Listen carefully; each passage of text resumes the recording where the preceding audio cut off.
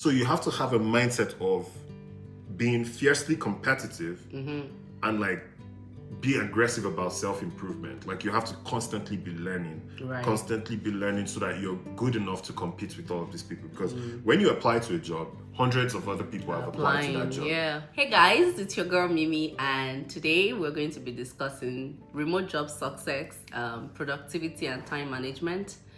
And who else to discuss this? You lived in Canada, worked in a US company, so I figured you'd be the best and perfect person for this topic.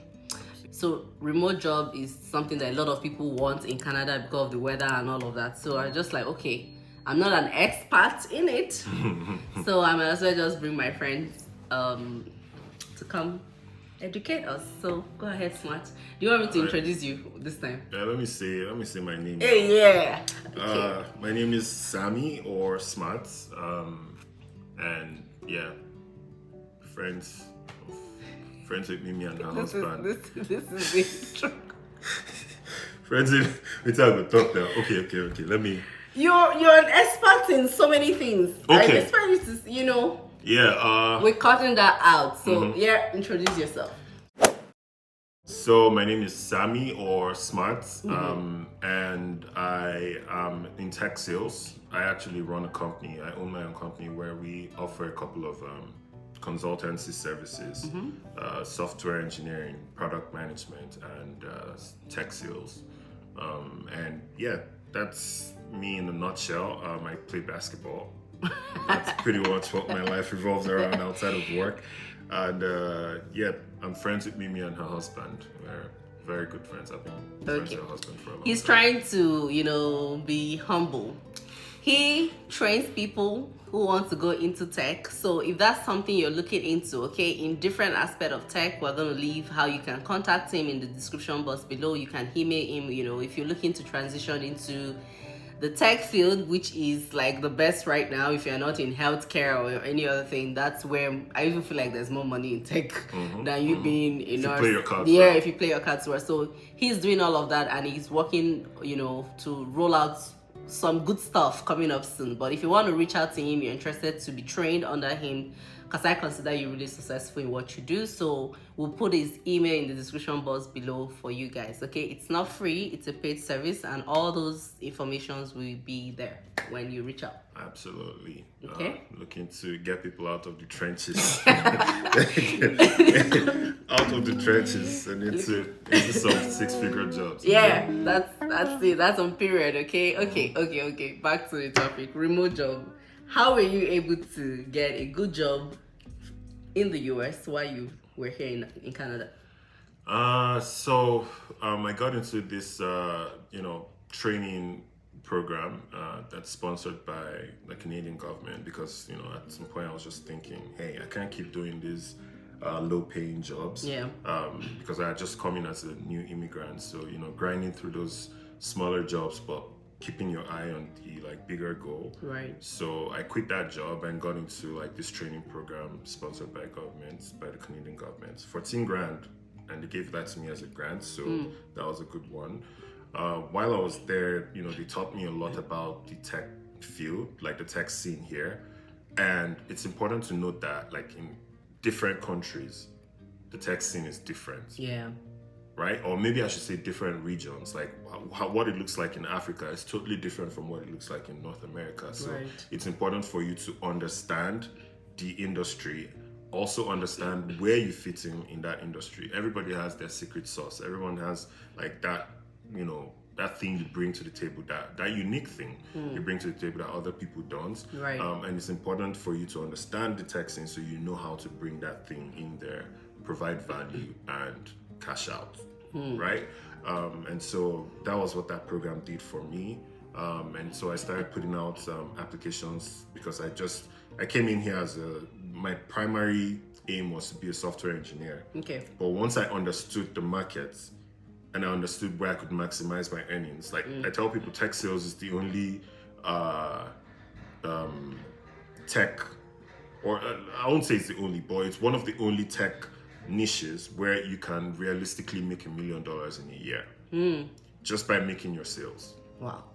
because you have a base $5 million. salary. That's it. I'm taking vacation for a whole year. Yeah, I just go to Cancun and just be sipping on my drink. I know someone who took I'm a done. two-year sabbatical after he cashed out, from his Salesforce job as an account executive, which is basically a tech salesperson. So yeah, tech sales, there's a lot of money there because you're selling millions of dollars in software subscriptions to huge enterprise organizations, and you're getting a commission off of that. So you can realistically make close to $1 million in a year.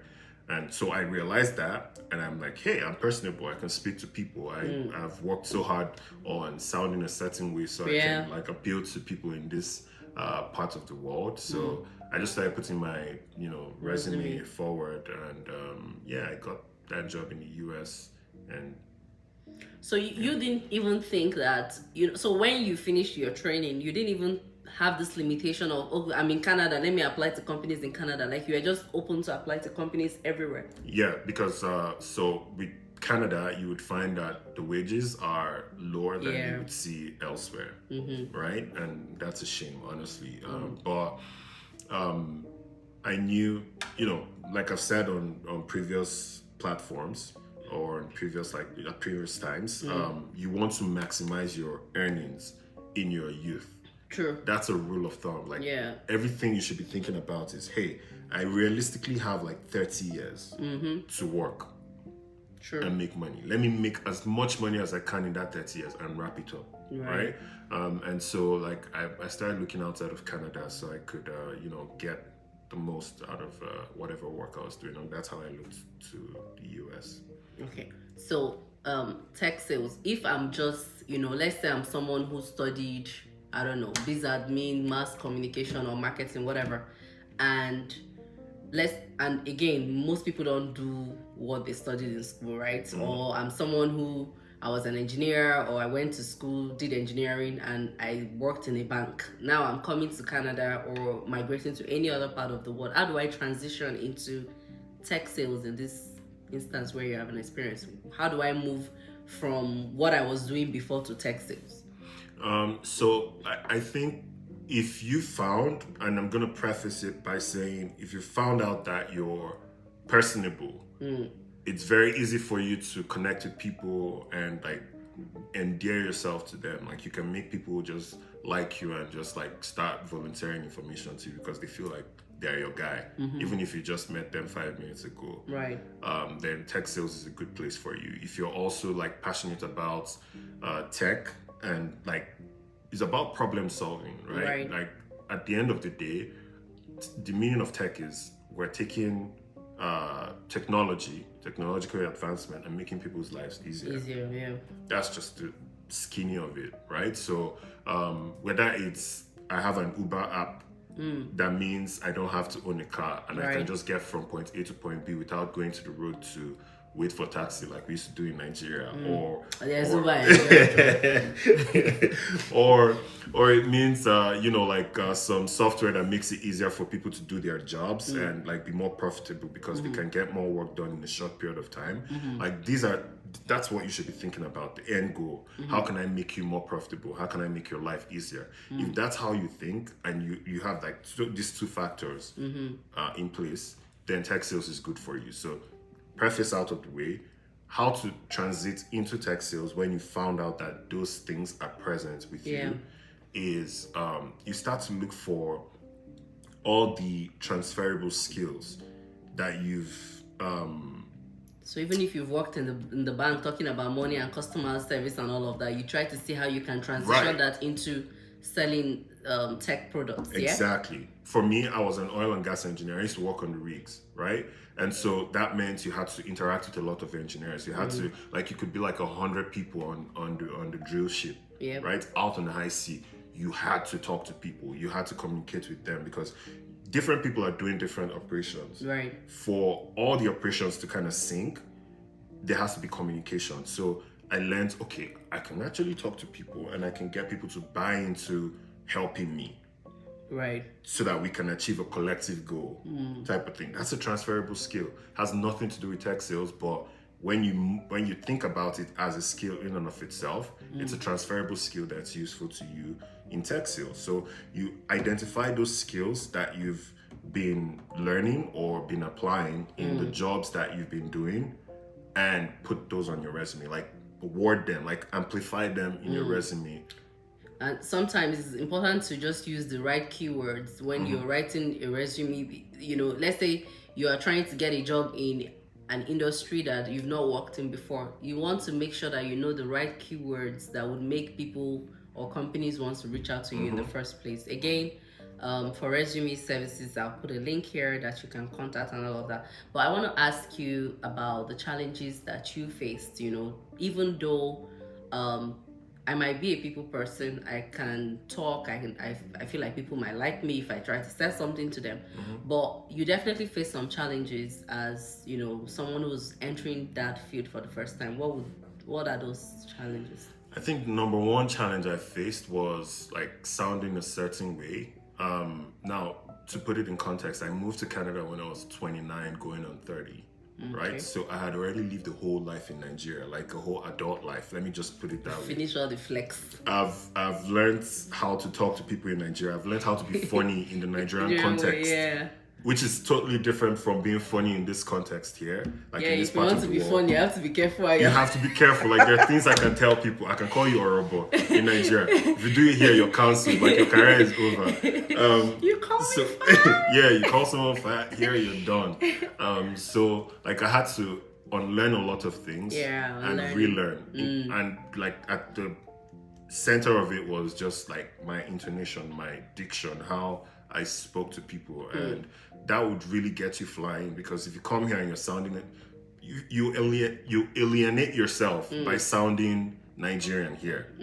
Like you, by all means, be authentic, but make it relatable. Like try to make people easily clear enough that people can hear you. Exactly. Okay. So that's like was majorly communication issue that you communication faced. Issues, yeah. And that makes sense because if you're doing sales, it means you're going to be talking to a lot of people. It's communication at the heart of it.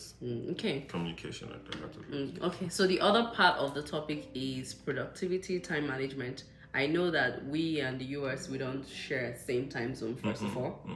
And also in the field that you just in the tech sales, I know that productivity would have to count for a lot because that would determine how much you make. How were you able to stay on top of that productivity? And how the second part of the question will be time management. You have a life here. This is where you live, work. You work in the US, but you live here. Every other thing, family, friends, other activities, fun, your basketball, all of that was here. So how did you manage all of that? I wish I could talk about this as an expert. Okay. But I don't think I excelled at it. No, your experience. But in my experience, so I worked for a company that was multinational. Like they had clients in Japan, in Australia. To put it in context to you, 4 p.m. here, my time, was when the Australians were just like starting business. So like there are times when you have to have meetings by 5 p.m. In Malaysia and China, like those places, it's worse. Like it's like 8 p.m. That's when they're starting their day. Wow. So you're having meetings by 9 p.m., by 10 p.m. But the good thing about it was I was able to arrange my schedule however I chose. Okay. So I could say, hey, I'm not going to work in the morning. I'm going to take all of my meetings in the evening. Okay. And tomorrow it's a different schedule.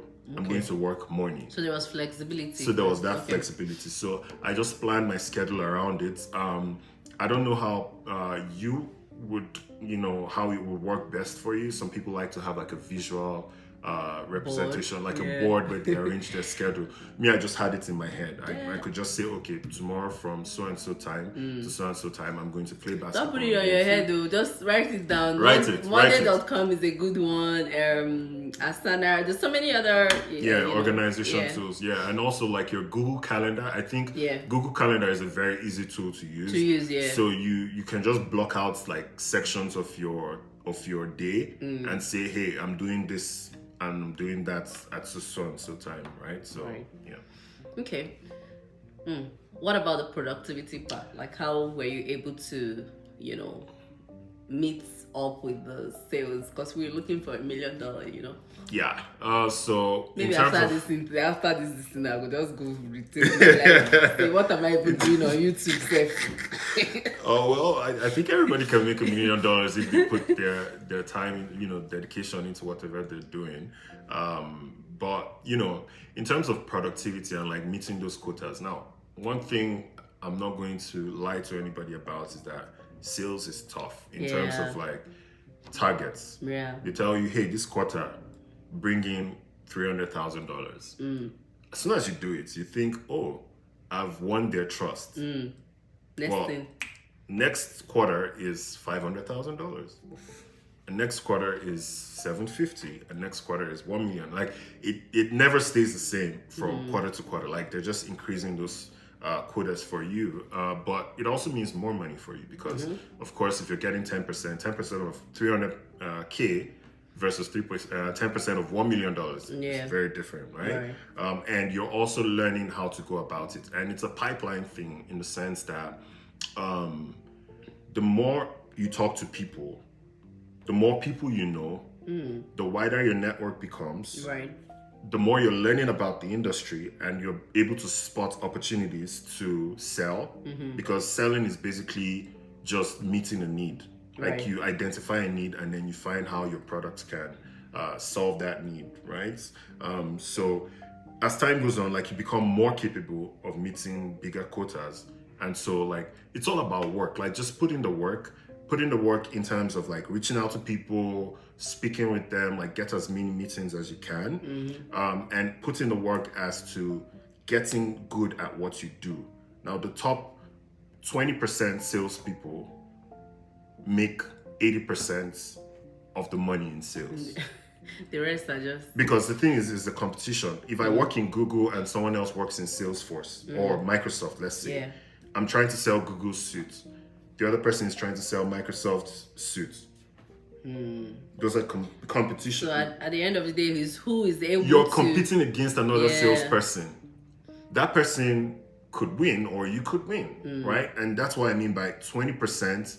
The top 20% of salespeople make 80% of the money that's available to be made. And so if you want to make that 80%, you have to work on being a quality salesperson. It's not just meeting plenty of people and talking to them. Like you have to learn the art of like relationships with human beings, like getting people to like you, identifying needs, handling objections and things of that nature. But it's a whole different field that I train people on. So if you're interested, I think the link would be in the bio. We'll leave your how to contact. See, take advantage and reach out, because you see this Canada, once you land, all those euphoria of I want to travel abroad, as soon as you're in the abroad, it's just clear like this from your eyes. The reality will hit you. I'm telling you, the bills don't play, and they don't even, like, it's always on time. The bills are always on time, and you don't want to be in a situation where I've tried to not put myself in a box where I feel like, I think when people are leaving Nigeria, not just Nigeria, because some people start putting comments, and maybe you have people in Cameroon watching you.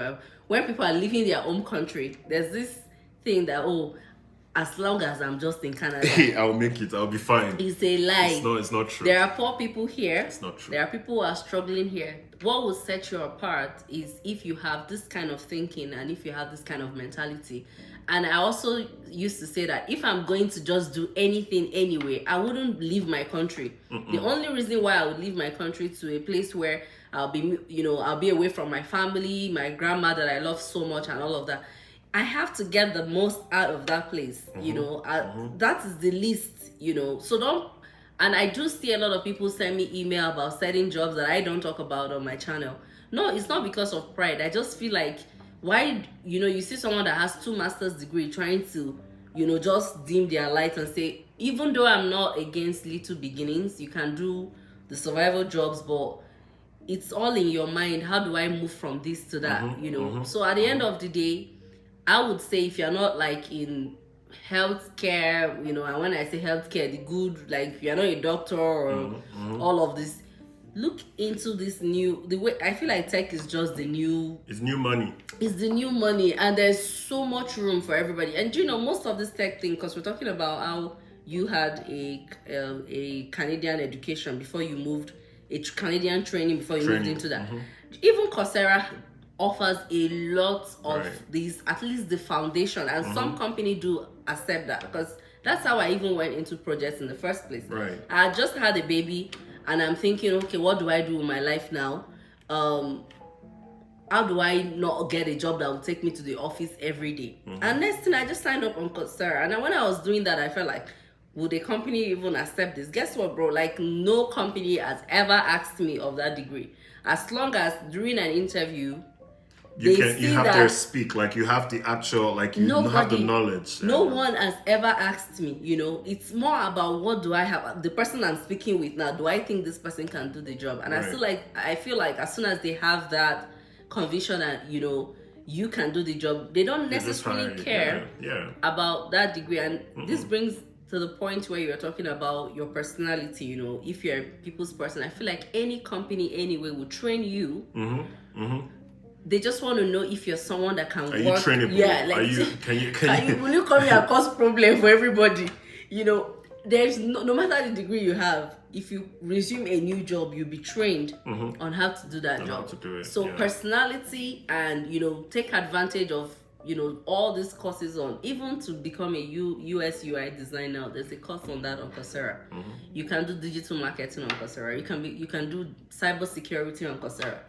And the list goes on and on. And these are self-paced training, by the way. It's not going to give you the core coding and whatever, but foundation to have an idea. It's more like knowledge of what this is, to even determine if that's something. Do you see yourself doing that or not? Right. So take advantage. Don't limit yourself. Don't see yourself like this black person, and some people just feel like, I'm a Nigerian. Why do I have to be in multinational? You have to be everywhere.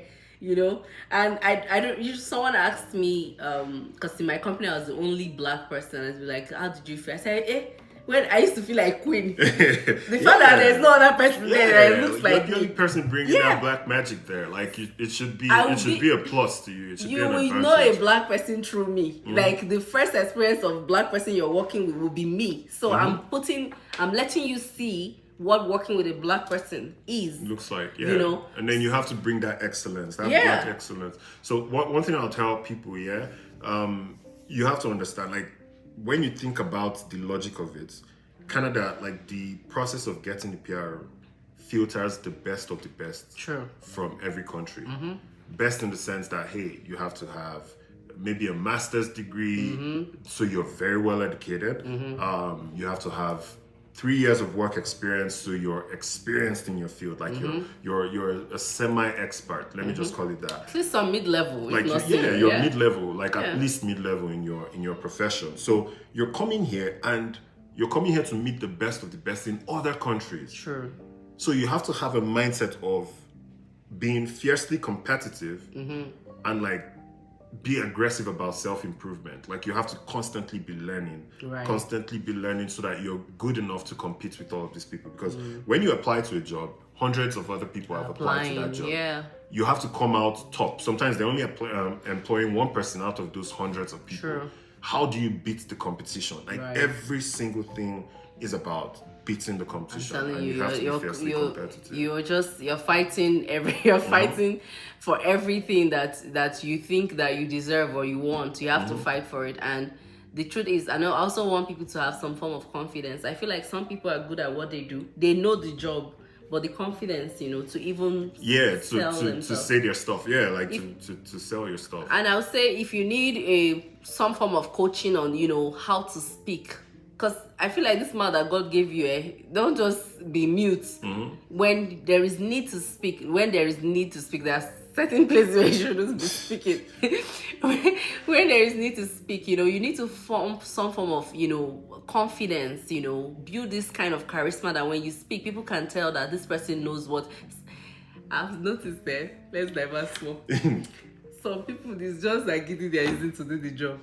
But they know how to talk to get in. When they get in, they start learning it. Some people know nothing about, like, see, when I got into big tech, I started to understand that everybody's winging it. Like there's nobody who's like an expert at it. You're They're just, learning on but the they just know how job. to talk. They just know how to like sell. Like even in the company, like you're a salesperson and you're selling outside of the company, but inside you're also selling yourself. Yeah. You're selling yourself to your colleagues. You're selling yourself to your manager, to your director of sales. You have to constantly be selling yourself, and it's about being vocal. Boju, know how to talk to get in. When you are inside, you will learn You and figure it out. And in my first job, I figure it out. used It's no to, rocket just science. come and do my job and leave. Then I noticed that, workplace politics is something if you want to, Grow. Yeah, and if you want to remain there. So before you know, that's how I'm going to Starbucks, get my coffee. Hey, morning, how was your night today? Oh my God, the weather was so good today. Hey, Small talk. They like small talk. They use small talk and before I'll just be like, oh, let me just do my job. Let them see that I'm working. They will not say you're not a team player. Yeah. You're not networking with people. You're not clinical. When they want to dance, you are the first person that will be going. I say this talk that me I can talk. Small talk you will see. How was your trip? Oh God, how was your holiday? Are you guys planning to go somewhere this weekend? Don't go. And it takes practice. It takes practice, right? Like and then be observant as well, because read the room. You read the room, yeah. See how they're doing it, and then just like find it. Even if it's just smiling and just laughing, like just contribute something to the small talk, and keep it moving. Anyway, let's not flog it. Do you have anything else? Do you guys want me to bring Smart back? He's also creating a platform that is going to be banger. Maybe when that is up. Yeah, when it's up, we'll talk about it. Yeah, but for now, there are private space. consults and all of that. There's a lot coming up. Yep. Yeah. Any last word? Well, after this one, you teach me how to make $1 million, friend to friend. Cause this one is that's what we're friends for, right? So you should be able to. Cause you see me like this, I'm baby girl. Only money. Money is the motivator. I don't have any passion. It's just money. If you show me where money is, my passion has changed. Yeah, that's how it should be. YouTube and in this time of our lives, like just go where the money is. But anyway, you guys, Mimi is your plug for just about anything career, just about anything, moving to. She's moved at least twice in her life to different countries. I don't know how she's done moving it. After this. I'm still trying to figure out my own here in Canada, like moving from Nigeria. So she's your plug for all of that. Like you're in a good place if you're listening to her. She gives very solid advice. So subscribe. Like the video, it helps our algorithm so that more people can discover this video and learn from it, and then share to whoever you feel would benefit from it as well. Okay. And I'm going to bring you back. Not today. Let me just stop today because we had 4 topics and we talked about 2. So look out for, I don't know if this will be the first one that will go up or the other one, but just look out for another video. For more videos that will be coming up. All Thank right. you so much. Thank you for doing this. We can go have a jollof. Bye.